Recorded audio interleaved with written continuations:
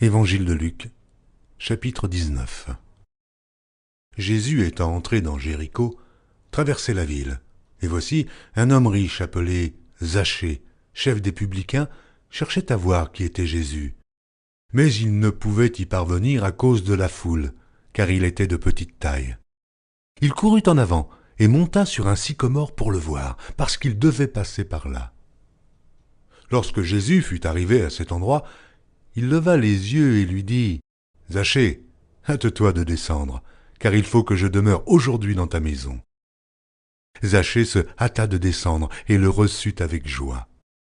Voyant cela, tous murmuraient et disaient « Il est allé loger chez un homme pécheur. » Mais Zachée, se tenant devant le Seigneur, lui dit « Voici, Seigneur, je donne aux pauvres la moitié de mes biens, et, si j'ai fait tort de quelque chose à quelqu'un, je lui rends le quadruple. » Jésus lui dit « Le salut est entré aujourd'hui dans cette maison, parce que celui-ci est aussi un fils d'Abraham.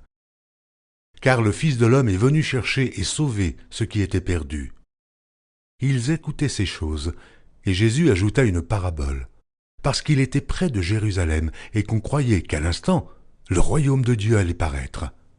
Il dit donc, un homme de haute naissance s'en alla dans un pays lointain pour se faire investir de l'autorité royale et revenir ensuite.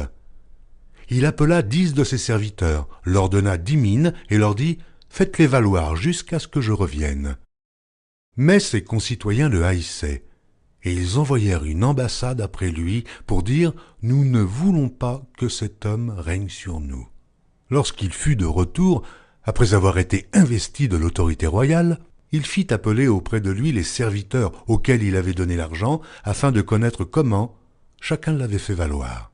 Le premier vint et dit « Seigneur, ta mine a rapporté 10 mines. » Il lui dit « C'est bien, bon serviteur, parce que tu as été fidèle en peu de choses, reçois le gouvernement de 10 villes. » Le second vint et dit « Seigneur, ta mine a produit 5 mines. » Il lui dit « Toi aussi, sois établi sur 5 villes. » Un autre vint et dit « Seigneur, voici ta mine que j'ai gardée dans un linge, car j'avais peur de toi, parce que tu es un homme sévère.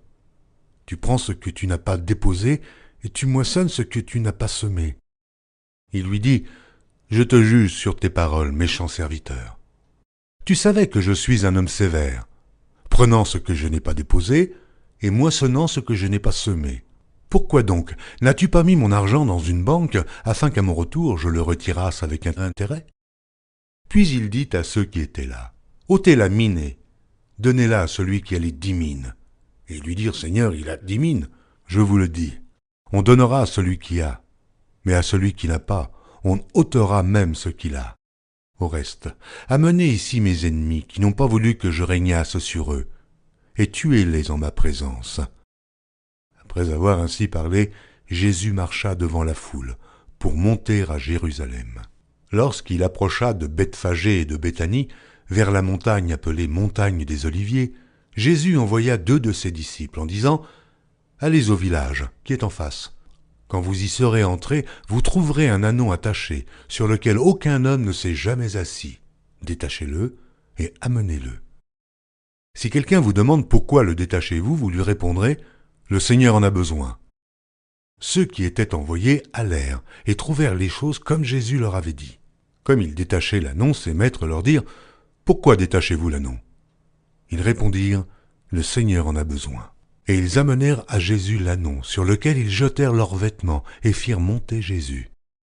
Quand il fut en marche, les gens étendirent leurs vêtements sur le chemin. Et lorsque déjà il approchait de Jérusalem, vers la descente de la montagne des Oliviers, toute la multitude des disciples saisis de joie se mit à louer Dieu à haute voix pour tous les miracles qu'ils avaient vus.